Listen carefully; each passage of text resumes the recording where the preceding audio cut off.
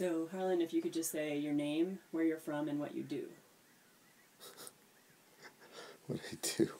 Hi, I'm Harlan Emil. I'm originally from New York City, been living part-time in Taos, New Mexico, and I design and build sacred technology.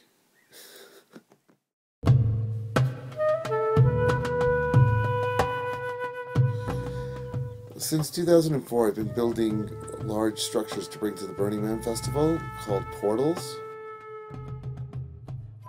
I started with one called the Diamond Portal, and that then evolved to these other projects, the Emerald Portal, Sapphire Portal, and the Amethyst Portal, which I'm sitting in right now. The intention and concept behind it is to be a portal to the next vibrational dimension that the Earth is shifting to at this time. Well, there's an idea that we're approaching a turning point at 2012, where, according to the Mayan calendar, the calendar ends, or time ends there. According to, in other traditions too, that we're coming to a major shift in the Earth's evolution. And so the idea behind the portals is to be a portal to that other side. My idea of what December 21st, 2012 is like when you're going over a mountain pass, and you get to the base of the mountain, and it's a long way up, and you start climbing and climbing and climbing and climbing for a long time, and then at a certain point you get to this point where there's a sign that says you've reached the summit so and so high, and then you have to go down the other side of the mountain, and it's a long winding big descent to the other side.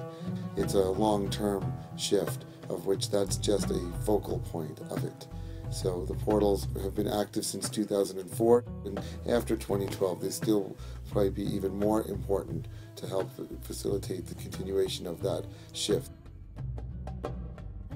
There's a certain vibrational element to how reality works, and the portals that I build work with vibration through the sound sculpture inside of it, called the quasar wave transducer, that vibrates the whole sculpture with low frequencies. And that's kind of a very important aspect of these portals. Just their forms and their colors alone, they're nice, but it's pretty much activated by the sound vibration. And having that physical sound vibration in it is really important in several factors. One is it vibrates your body. It's in these low frequencies that are in brainwave frequencies and earth resonant frequencies. It's also like a big cat purring, and they say the purring of a cat is a healing vibration. And then also the fact that the geometry that it's built out of is a solid structure, but in reality all of these geometries are actually vibrational patterns. So having the sound vibration is like a connection back to the fact that the geometry you're sitting in is also actually a representation of vibrational patterns. And also the colors that you're in are actually, colors are vibrations too. The first two portals were a green heart chakra based, and then the sapphire portal was a blue throat chakra, and this has moved to an indigo third eye chakra. So it's definitely relating to the evolution of our consciousness through the chakra systems. Sitting in the portals and being exposed to these sound vibrations, many people find it really conducive to very easily go into a meditative state or even trance state, and it facilitates consciousness journeying, similar to the way psychedelics work on the consciousness without the use of any substances. And it seems that also the geometrical shapes and the colors you're immersed in are conducive to that also. And so many people who have experienced the portals have had powerful, transformative, profound experiences. Often when I ask people about when they tell me they had this amazing, profound experience, and I say, can you tell me about it, they're at a complete loss of words. And they basically can just summarize it that it was really amazing, really profound. They'll remember it the rest of their life. But sometimes people get a little bit more specific on their visions that they've had. At one point in the Sapphire Portal, a girl told me that she was able to contact her star family through it, that it was like a receiver, and they were able to talk to her directly. Someone was flying through the canyons around here, and he was scared and didn't know what was going on, and then a voice told him, "Don't worry, I have you." And he said, "Can you show me who you are?" And a big owl flew into view while he was flying through these canyons with it, and it took him on a journey.